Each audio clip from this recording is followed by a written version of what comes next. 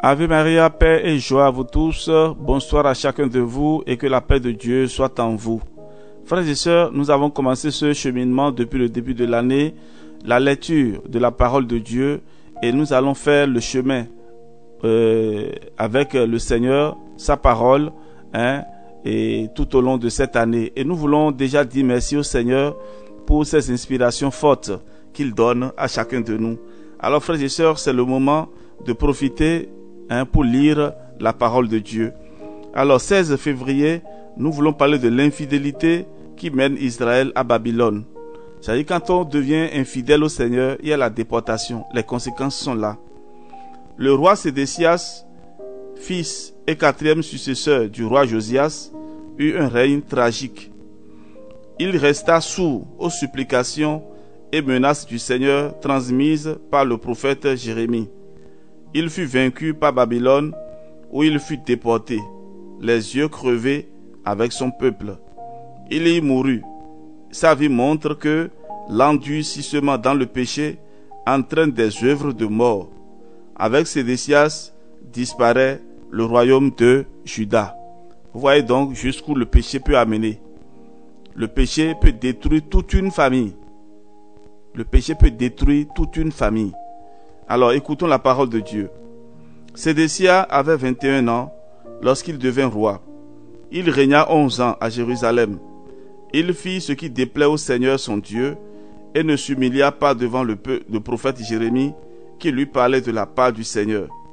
Il se révolta contre le roi Nabuchodonosor qui lui avait fait prêter serment au nom du Seigneur. Il s'entêta et endurcit son cœur au lieu de revenir au Seigneur, le Dieu d'Israël. De même, les chefs des prêtres et le peuple multipliaient les infidélités, se livraient aux pratiques abominables des nations païennes et profanaient le temple que le Seigneur s'était consacré à Jérusalem. Le Seigneur, Dieu de leur père, plein d'amour envers son peuple et son sanctuaire, leur envoya des avertissements par ses messagers. Mais ils se moquaient des envoyés de Dieu, raillaient les prophètes et méprisaient la parole de Dieu, jusqu'à ce que la colère de Dieu s'éleva contre eux et qu'il n'y eut plus de remède. Il fit envahir le pays par le roi de Babylone et livra tout en son pouvoir. Le roi passa au fil de l'épée les soldats jusque dans le sanctuaire. Il n'épargna ni les jeunes gens, ni les jeunes filles, ni les adultes, ni les vieillards. Nabuchodonosor emporta à Babylone tous les objets du temple, grands ou petits, ainsi que les trésors du temple, du roi et de ses chefs. Les Babyloniens incendiaient le temple, démolirent les murailles de Jérusalem, brûlaient les palais et détruisirent tous les objets précieux. Puis Nabuchodonosor déporta à Babylone ceux qui avaient survécu au massacre. Ils devinrent ses esclaves, ainsi que leurs fils, jusqu'à l'avènement de l'empire perse. Ainsi s'accomplit ce que le Seigneur avait dit par la bouche du prophète Jérémie. Le pays sera abandonné durant tous les jours de la désolation, jusqu'à ce que 70 ans soient révolus et qu'il ait ainsi acquitté ses repos sabbatiques. Parole du Seigneur, nous rendons grâce à Dieu.